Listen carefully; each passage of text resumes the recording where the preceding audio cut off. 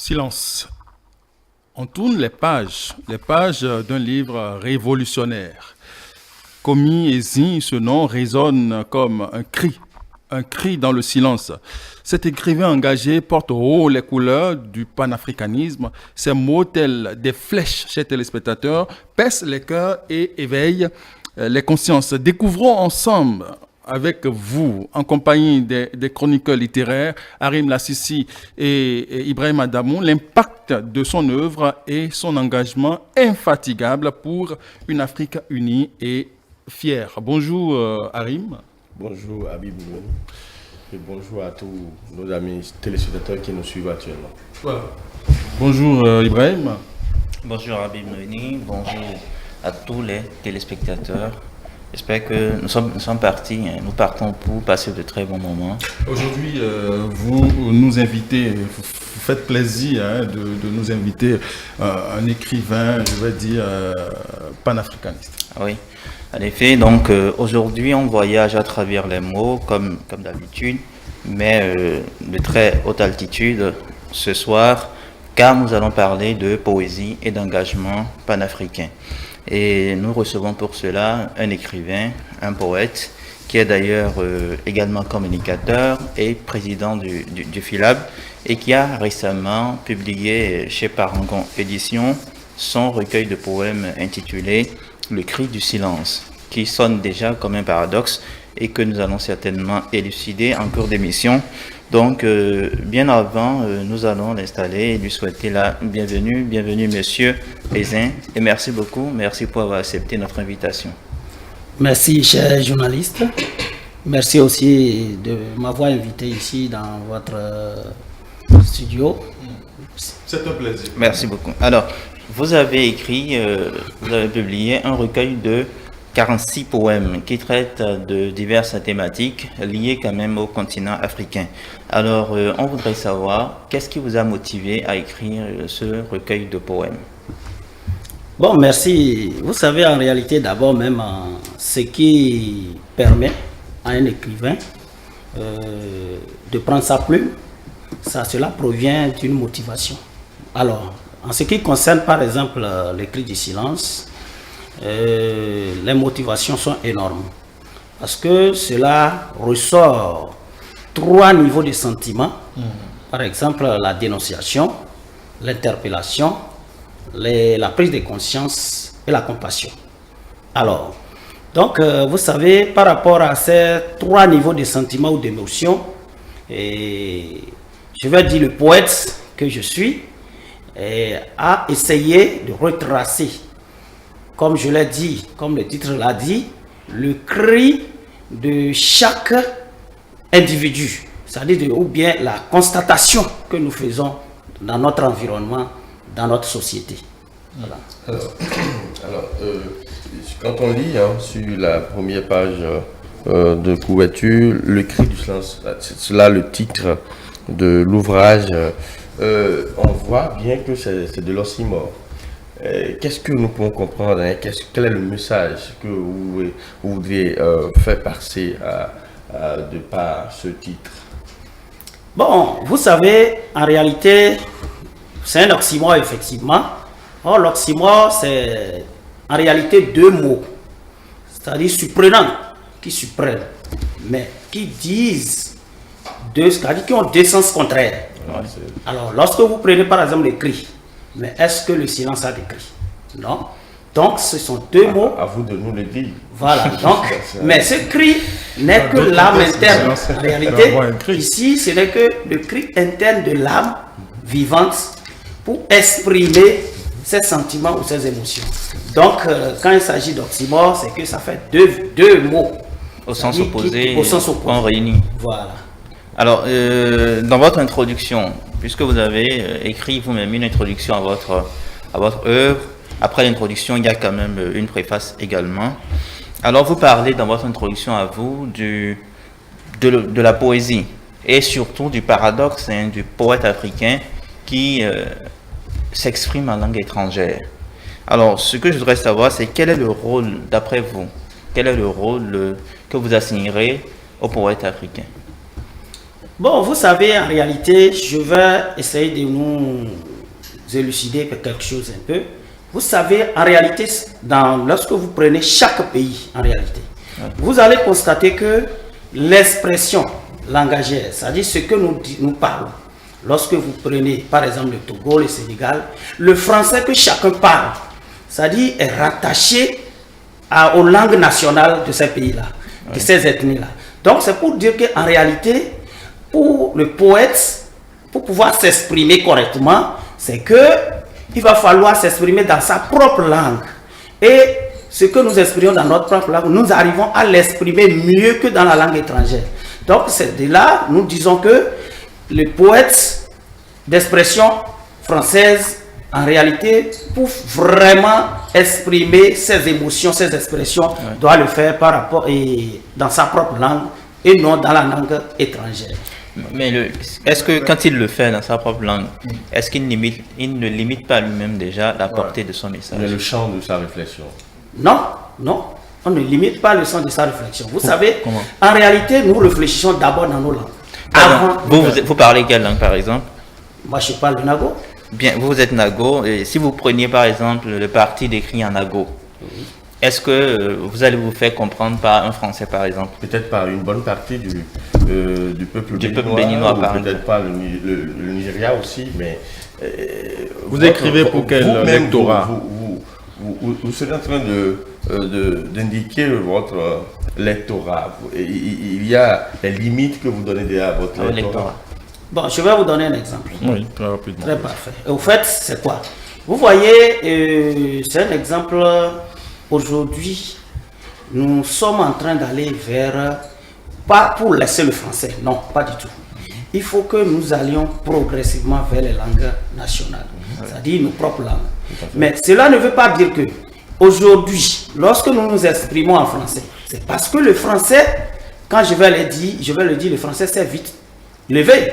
Si aujourd'hui, le français n'a pas été une langue qui a été, c'est-à-dire qui a pu, voilà, qui a été une langue, moi je vais dire c'est une langue importée. Dans notre, s'il y avait entre-temps, nous avons pu choisir une langue depuis même l'indépendance. Aujourd'hui, on ne serait pas à ce niveau-là. Donc c'est pour dire, lorsque par exemple vous allez au Sénégal, mais quand ils parlent le Wolof, vous allez croire que, d'ailleurs même tout le peuple, presque la majorité comprennent le Wolof. Mais lorsque vous allez... Pourtant, il y a des œuvres qui sont écrites en Wolof. Oui. En Wolof et en français. Et aussi... bien sûr, même Boubacar Boris Diop, il y a une maison d'édition qui publie des œuvres en Wolof, lui-même il écrit en Wolof. Donc c'est pour dire qu'en réalité, c'est vrai que je vais redire l'audience, mais tout en m'exprimant dans ma propre langue, mon audience serait réduite, mais cela va amener des gens à s'adapter pour pouvoir maintenant comprendre l'expression, ce que nous sommes en train de dire par là. Donc cela aura plus d'impact. Oui, ça aura un impact. Mais forcément, oui, mais tout de suite, votre ouvrage, ce que j'ai sous la main là, est en français. Ah oui, au fait, c'est pour cela que j'ai dit que ça retrace 4 niveaux de sentiments ou bien d'émotions. C'est-à-dire, il y a l'interpellation. Mais ça, lorsque vous prenez l'ouvrage même, j'ai parlé sur la langue. Que la langue maternelle, exprime-toi. Oui. Exprime-toi. Ça veut dire que je parle à moi, je parle à n'importe qui. Que à partir de maintenant, il faut que nous commencions par aller progressivement à nous exprimer dans nos propres. Il faut que nous commencions d'abord à enseigner les langues. Oui, enseigner. Bon, quand j'ai dit à commencer par parler, on va commencer par l'enseignement, avant de commencer par parler. Alors, il y a que votre recueil traite de plusieurs sujets relatifs au continent africain, au continent noir, notamment à sa mauvaise situation que nous connaissons tous. De votre position de poète engagé, quelles sont les causes que vous trouvez à l'origine de cette mauvaise situation de l'Afrique? Bon, vous savez, il y a ces mots qui minent le continent. Ces mots qui minent le continent, je vais dire la responsabilité est partagée. La responsabilité est partagée dans la mesure où, lorsque par exemple, dans un poème où j'avais parlé de l'homme noir et de l'homme blanc, mais ce n'est pas que aujourd'hui nous allons continuer par critiquer l'homme blanc. Certes, nous avons dit l'homme blanc a fait ci, a fait ça.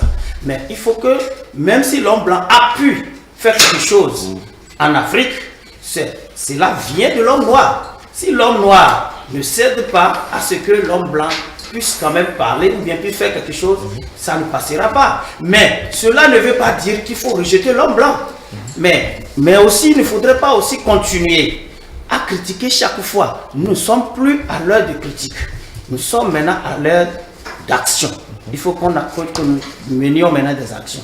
Alors, ce n'est pas ces actions que je quitte ici. Lorsque vous prenez les pays qui sont beaucoup plus développés, ils sont développés grâce à leur culture, à leur langue. C'est ça, en réalité, qui m'a motivé à dire que même pour exprimer ses sentiments, il va falloir que l'on puisse quand même parler sa propre langue, enseigner sa propre langue, afin que vraiment le développement puisse être décollé. Tout de suite, vous parlez du fait que nous ne soyons plus à l'étape de la critique, mais plutôt à l'étape des actions. Et parmi donc les acteurs qui doivent prendre part à la construction et au développement donc, du continent africain, vous avez évoqué les membres de la diaspora africaine, de ces Africains-là qui sont nés ici, mais qui ne sont plus ici. Et il est difficile, on le constate, que les gens n'aiment plus revenir quand ils s'en vont. Qu'est-ce qui explique cela? Est-ce que c'est un désamour de la terre natale ou bien c'est que la terre natale ne leur offre plus les conditions qu'il faut pour qu'ils s'y sentent bien? À ce niveau aussi, je dirais que la responsabilité est partagée. Parce que même si les gens vont, ils ne reviennent plus. Mais c'est d'abord la responsabilité partagée entre l'État central et aussi nous-mêmes, parce que nous qui voyageons. Il n'y a pas d'Eldorado quelque part. Même si nous sommes dans notre propre pays, nous pouvons vraiment travailler. Parce que tout ce que nous allons chercher là, nous l'avons ici. Mais nous devons l'utiliser autrement. Qu'est-ce que je veux dire par là? Lorsque je prends de l'État central, l'État central aussi, il y a une complicité. Il y a une complicité par rapport, par rapport aux colons. Par rapport, il y a une complicité. Mais si cette complicité n'existe plus, je pense que les choses iront très bien, iront normalement comme cela se doit.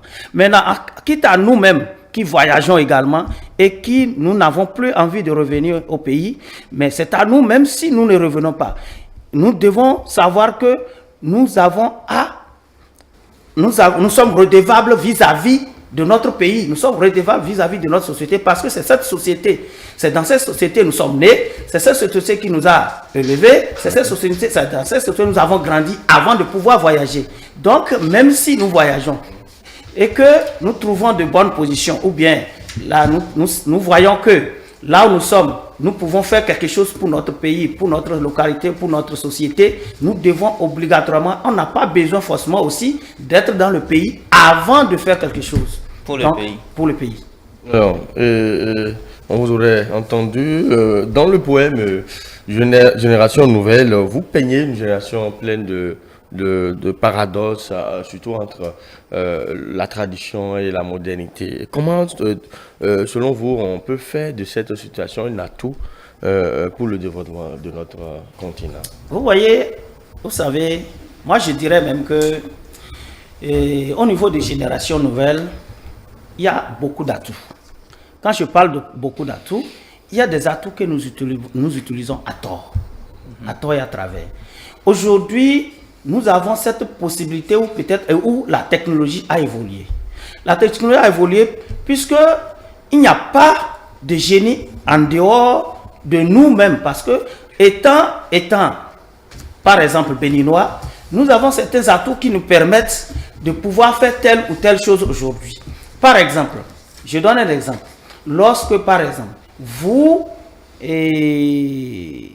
par rapport à la technologie, on dit aujourd'hui que les gens sont en train de laisser tomber les livres, mais qui s'adaptent plus aux TIC. Mais aujourd'hui, en réalité, les TIC, nous les utilisons mal aussi. Nous les utilisons mal. Nous les utilisons pas à bon escient, tel que nous devons les utiliser.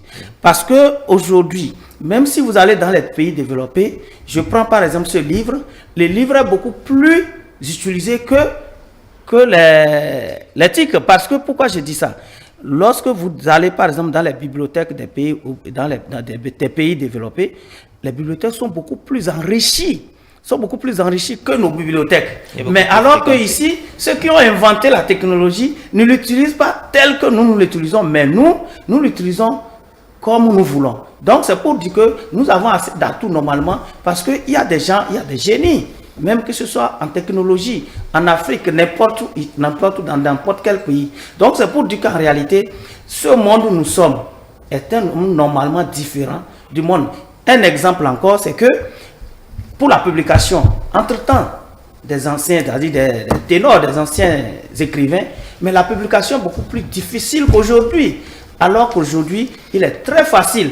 Alors, entre-temps, soit c'est la dactylographie, ou bien il faut écrire avant d'envoyer à une maison d'édition. Mais aujourd'hui, directement, vous envoyez le tapiscrit et à l'éditeur. Donc, vous voyez, en réalité, c'est pour dire qu'il y a assez d'atouts aujourd'hui que nous pouvons exploiter. Bien, je voudrais, pour qu'on, bien avant qu'on termine, parce qu'on fait la main ici, qu'on lise un peu votre poème Dépravation, qui s'intéresse à la couche juvénile, notamment aux filles africaines. Dépravation, donc je lis. Jeune fille africaine, toi qui, se croyant être bien vêtue, laissant ton dos à ciel ouvert, dans un ciel tel qu'une étoile dans le firmament, toi qui portes de jupe recouvrant à peine tes cuisses, toi qui mets ton bas-ventre en spectacle, toi qui gommes ta peau, toi qui te rends multicolore tel un arc-en-ciel, toi qui te revêtis, tu dois te revêtir dans un accoutrement local sur ta peau noire éclatante, tel un miroir au soleil, garde ta couleur authentique. Noir qui t'honore à travers les frontières. Vêtis-toi en africaine, reste toujours en conformité avec tes traditions et valorise-toi. Tu n'es pas un jouet pour les hommes, respecte-toi et tu seras respecté. Fille africaine, fille noire, fille de l'humanité noire. Mais vous fustigez ces nouvelles mœurs qui s'allègent, mais qu'est-ce qui peut l'expliquer en une minute? C'est la toute dernière question. C'est une question.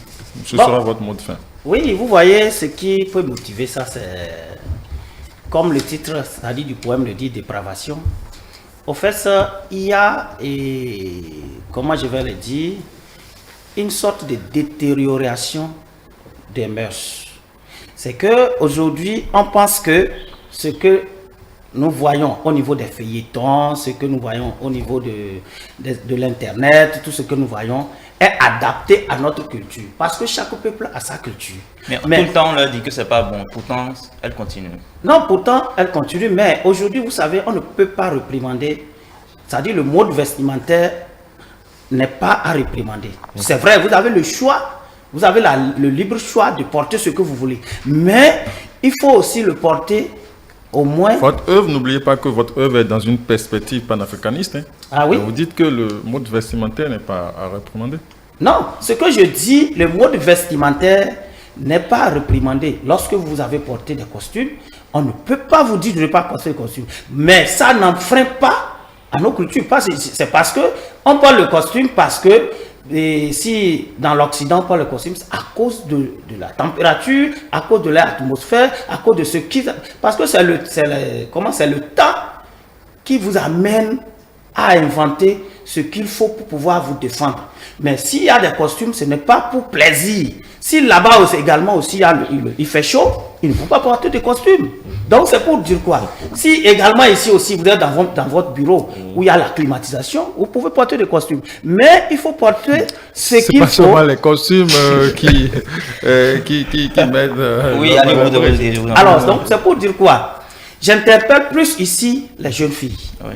Parce que elles pensent que ce qu'ils voient dans les feuilletons, ça peut s'appliquer ici. Certes, mais il faut que nous commencions par aller progressivement pour ne pas perdre en réalité nos traditions.